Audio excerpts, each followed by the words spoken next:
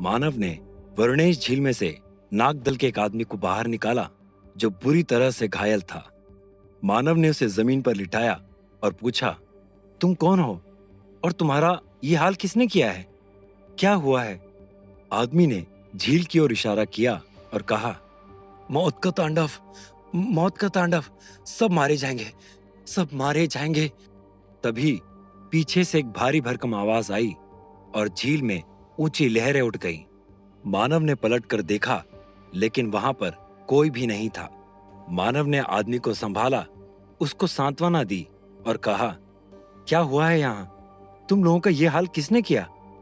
आदमी दर्द से कराते हुए बोला, हम लोग पैसे और शक्तियों के लालच में 2 लोगों के साथ आए थे, लेकिन यहाँ और आफत सिर पड़ गई। मानव उसके सिर पर हाथ फेरते हुए बोला, कैसी आफत और कौन लोगों के साथ आए थे तुम? आदमी सीने पर हुए घाव पर हाथ रखते हुए बोला, 2 बाहरी लोग आए थे। उन्होंने यहाँ आकर हमें खूब सारे पैसों का लालच दिया। हम लोग उनकी बातों में आ गए और यहाँ तक चले आए। हमारे आधे साथियों की हालत रास्ते में ही खराब हो गई। जब तक हम झील के अंदर पहुंचे तो किसी जानवर ने हम पर हमला कर दिया। सब तहस नहस हो गया। आदमी दर्द में अपने साथियों की ओर देखते हुए बोला, सब मारे गए, कोई नहीं बचा।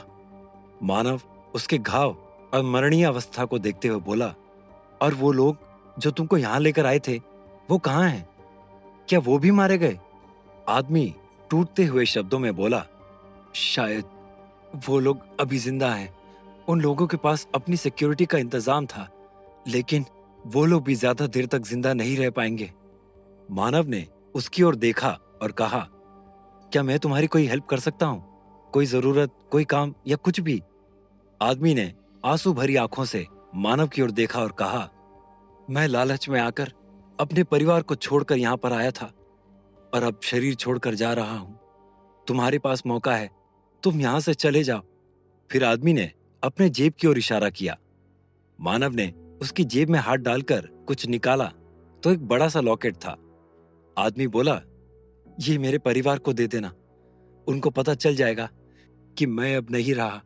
मानव ने आदमी की डबडबाई आंखों में देखा और कहा, लेकिन मैं उन्हें पहचानूंगा कैसे?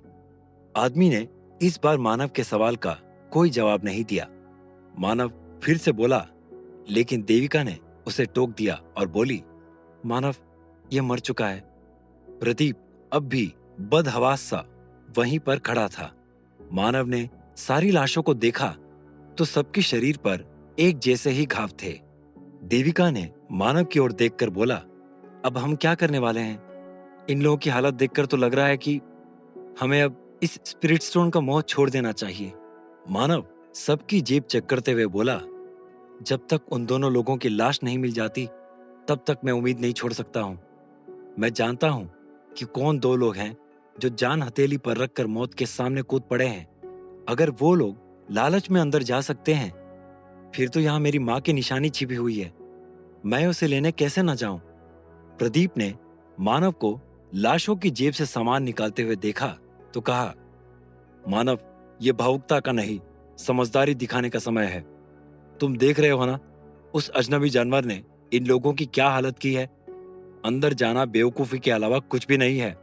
मानव ने लाशों से उनकी पहचान की चीज निकाल ली और प्रदीप को बैग में रखने का इशारा कर दिया और बोला, समझदारी दिखाकर तो ना हम यहां तक पहुंच सकते थे, ना वो 2 लोग पहुंचे होंगे। फिर प्रदीप की ओर देखते हुए बोला, ये जानते हुए भी कि इस जगह पर भूकंप और लैंडस्लाइड हो सकती है, तुम दोनों साथ चले आए। ये भी तो काइंड ऑफ बेवकूफी ही थी ना। देविका अब तक जितना मानव को जानती थी, इतना तो वो जान चुकी थी कि मानव रुकने वालों में से नहीं है। वो अंदर जाकर ही मानेगा।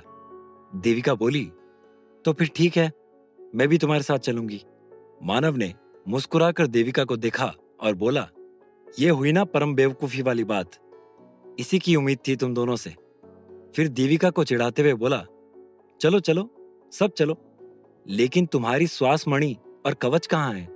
देविका चिढ़ते हुए बोली, मानव मैं मजाक के मूड में नहीं हूं। मानव नाराजगी भरे स्वर में बोला, मैं भी मजाक नहीं कर रहा हूं। मैं अंदर इसलिए जा रहा हूं क्योंकि मेरे पास कवच और श्वास मणि है।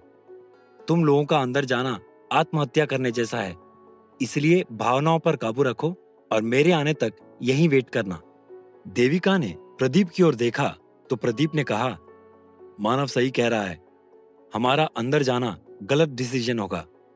फिर मानव को देखते हुए बोला, लेकिन तुमको कुछ बातें अपने ध्यान में रखनी होंगी। एक तो ये कि श्वास मणि एक बार में आधे घंटे भर का बैकअप देती है। दूसरा ये कि हमारे तुम्हारे बीच में कोई कनेक्शन नहीं हो सकता है, क्योंकि यहां पर मैग्नेटिक पल्स बहुत हाई है और इंटरनेट सैटेलाइट वाली भी कोई सुविधा नहीं है। देविका टेंशन में बोली, क्या वो डिवाइस जो कैमरे के साथ तुमने बनाई थी वो भी यहां काम नहीं करेगी? प्रदीप ने बैग खोलकर स्टिक को निकाला और देविका को दिखाते हुए बोला, ये देखो, मैग्नेटिक फील्ड की वजह से यहाँ पर कोई भी इलेक्ट्रिक डिवाइस ठीक से काम नहीं कर रही है। ना जाने कौन सा मैग्नेट या डिवाइस यहाँ रखी हुई है। मानव ने कहा, इसका मतलब मुझे खुद से जाकर उन दोनों लोगों को और उस स्पिरिट स्टोन को ढूंढना होगा। प्रदीप बैग को बंद करते हुए बोला, अफसोस है दोस्त, लेकिन ऐसा ही करना होगा। तुम्हें खुद से ही सारा काम करना होगा। हम तुम्हारी कोई मदद नहीं कर सकते हैं। मानव ने प्रदीप की ओर देखा और कहा, बस जब तक मैं लौट के ना आऊं तब तक तुम लोग कहीं इधर उधर मत जाना। अपना ख्याल रखना और अगर कोई खतरा हो तो कोशिश करना उसे अवॉइड करो। उससे भीड़ मत जाना। देविका बोली, यस बॉस, जैसा आप कहें। मानव ने श्वास मणि को जेब से निकालकर मुंह में रखा और पानी के अंदर चला गया। मानव धीरे धीरे गहरे पानी में उतर गया। झील का पानी एकदम शांत था। जैसे जैसे मानव गहरे पानी में उतरता जा रहा था, अंधेरा बढ़ता ही जा रहा था। मानव बिना किसी रास्ते के या जानकारी के बस अनजाने ही रास्ते पर बढ़ता जा रहा था। थोड़ा और नीचे जाने पर अंधेरा कम होने लगा। पहले तो मानव को आश्चर्य हुआ कि और नीचे जाने पर अंधेरा बढ़ना चाहिए, लेकिन वहां तो उल्टा अंधेरा कम हो रहा था।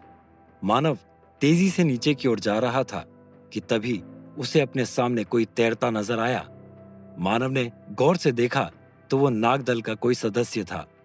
मानव तेजी से उसके पास पहुंचा और उसका हाथ पकड़कर हिलाने की कोशिश की, लेकिन आदमी ने कोई जवाब नहीं दिया। मानव ने उसके पूरे शरीर को गौर से देखा, लेकिन कहीं कोई भी चोट का निशान नहीं था। ये देखकर मानव को आश्चर्य हुआ कि अब तक जितने भी नागदल के लोगों से वो झील के बाहर मिला था, किसी के पास भी ऑक्सीजन सिलेंडर और स्विमिंग कॉस्ट्यूम नहीं था। लेकिन ये पहला आदमी था जिसके पास झील में तैरने का पूरा सामान था। मानव ने मन ही मन सोचा, लगता है ये वही आदमी है जिसने पेड़ से कड़े के टुकड़े को चोरी किया है। मानव ने आदमी के सीने पर हाथ लगाया तो आदमी अब तक जिंदा था। आदमी की हालत को देखकर मानव को समझ आ गया कि वो बेहोश हो गया है और अब तक बस इसलिए जिंदा है क्योंकि इसके पास सिलेंडर है। मानव ने उसके चेहरे से हेलमेट हटाया और उसकी आंखें खोलने की कोशिश की, लेकिन आदमी नहीं जगा। मानव ने अपने हाथ का मुक्का बनाकर उसके सर पर एक घूंसा मार दिया तो थोड़ी ही देर में उसकी आंख खुल गई और मानव को सामने तैरता देखकर आदमी चौंक गया और उसने अपने चारों तरफ देखते हुए बोला, तुम कौन हो और यहाँ क्या कर रहे हो? मानव उसका हेलमेट उसे वापस करते हुए बोला, यही बात तो मैं तुमसे पूछना चाहता हूँ कि तुम कौन हो और यहाँ क्या कर रहे हो? क्या तुम ही उन नागदल के सदस्यों को यहाँ मौत के मुंह में मरने के लिए लेकर आए हो? आदमी रोते हुए बोला, नहीं, मेरा नाम विकर्मा है। मैं तो नागदल का एक आम सदस्य हूँ। मैं बस अपने साथियों के साथ यहाँ पर पैसे और शक्ति के लालच में आया था। क्या तुम मेरे साथियों से मिले हो? क्या उनमें से कोई जिंदा है?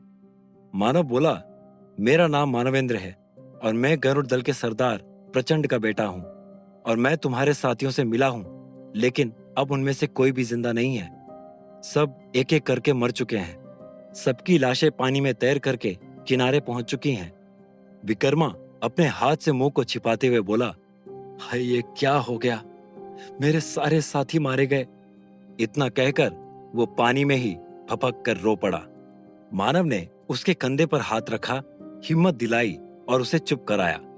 चुप होने के बाद मानव ने विकर्मा से पूछा, तुम लोगों को यहाँ पर जिसने लाया वो कहाँ है? विकर्मा बोला, जिसने हमें यहाँ लाया था उसके पास तमाम हथियार थे। जब हम पर अटैक हुआ तो वो और उसके साथी पानी में कूद गए। नाव के टूटने की वजह से हम सब पानी में बह गए। मेरे सर पर चोट लगी थी, लेकिन हेलमेट ने बचा लिया और मैं बेहोश हो गया। मानव बोला, तो क्या तुम्हें भी नहीं पता कि वो लोग कहाँ गए हैं? विकर्मा बोले, जब वो लोग गए तब मैं बेहोश था, लेकिन वो लोग कुछ ढूंढ रहे थे, इतना जरूर पता है। मानव ने विकर्मा को आगे साथ चलने के लिए कहा, लेकिन थोड़ा और आगे आने पर उसे कुछ याद आया और विकर्मा से बोला, एक बात बताओ, जब तुम अपने दल के साथ आए थे तो तुम्हारे दल में बाकी किसी के पास भी ना सिलेंडर था ना ड्रेस, फिर तुम्हारे पास ये सब कहां से आ गया? विकर्मा बोला, दरअसल दल के आधे लोगों को सामान ढोने के लिए लाया गया था और उन्हें बाहर रहकर पहरा देना था और सिक्योरिटी करनी थी। मानव बोला, और तुम क्यों अंदर आए? विकर्मा बोले, मैं अंदर इसलिए आया क्योंकि मुझे पुराने मंदिर, नगर और जल के नीचे के जीवन के बारे में बाकियों से ज्यादा पता है। मैं रास्ता बताने के लिए आया था, लेकिन यहाँ आते ही दुर्घटना हो गई और वो लोग मुझसे बिछड़ गए। मानव बोला, तुमको यहाँ के बारे में इतना सब कैसे पता? विकर्मा ने बताया, कुछ पढ़कर पता चला, कुछ इधर उधर की कहानियां सुनकर और कुछ अपने खोजबीन के कारण। मैंने तो यहाँ का नक्शा भी बना लिया था। रुको, मैं तुम्हें दिखाता हूँ। इतना कहकर विकर्मा ने अपने कमरबंद पर टंगे पैकेट पर हाथ लगाया तो पैकेट खाली था।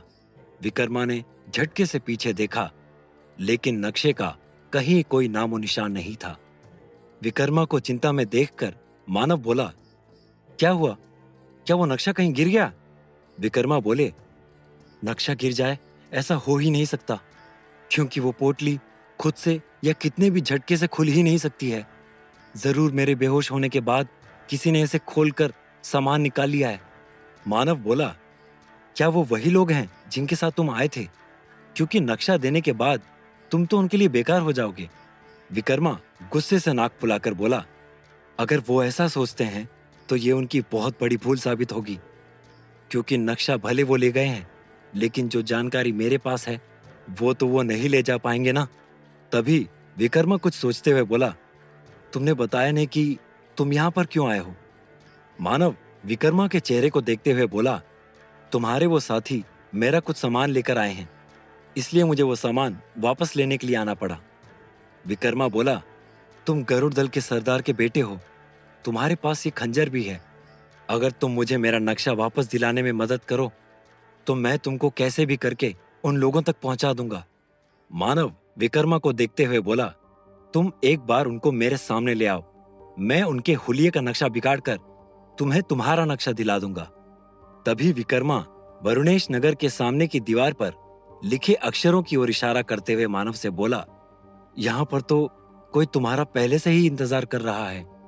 मानव चौंकते हुए बोला, मेरा इंतजार? वो भी यहां पर? कौन कर सकता है? विकर्मा दरवाजे के पास वराह की मूर्ति देखते हुए बोला, वराह वही इंतजार कर रहे हैं तुम्हारा। वो सामने दीवार पर देखो, रेत से लिखा हुआ है, मानवेंद्र, रिटर्न गिफ्ट के लिए तैयार रहो। आखिर कौन है वराह? कौन सा रिटर्न गिफ्ट है जो मिलने वाला है मानव को? क्या मानव वरुणेश झील से सही सलामत बाहर निकल पाएगा?